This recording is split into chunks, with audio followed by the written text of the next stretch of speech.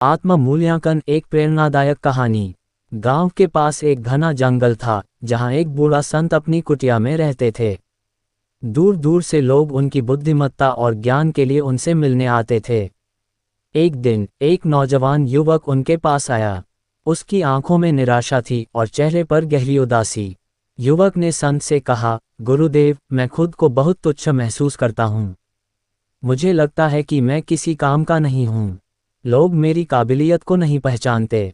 कृपया मेरी मदद करें। संत मुस्कुराए और बोले, पहले तुम मेरा एक काम कर दो, फिर मैं तुम्हारी मदद करूंगा।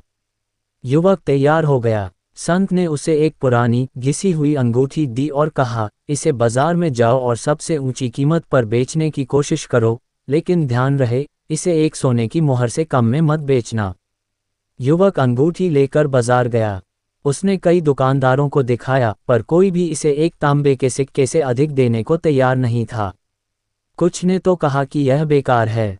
निराश होकर वह वापस संत के पास लौट आया और बोला, गुरुदेव, कोई भी इसे एक सोने की मोहर के लायक नहीं मानता।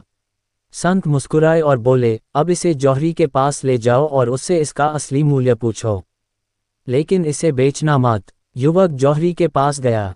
जौहरी ने अंगूठी को ध्यान से देखा और हैरान होकर बोला, ये तो बहुमूल्य रत्नों से जड़ी हुई है।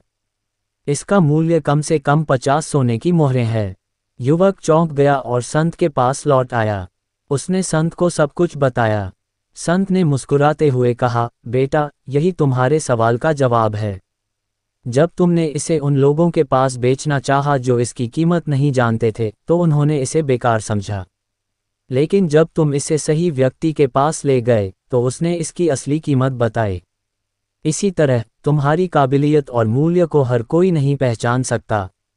इसलिए खुद को दूसरों की नज़रों से मत देखो, बल्कि अपने असली मूल्य को पहचानो और उसे बढ़ाओ। युवक को अपनी गलती समझ आ गई।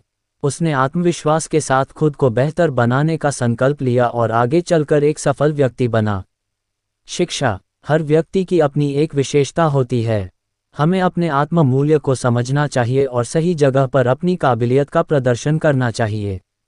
दूसरों की राय से अपने मूल्य का निर्धारण करना गलत है।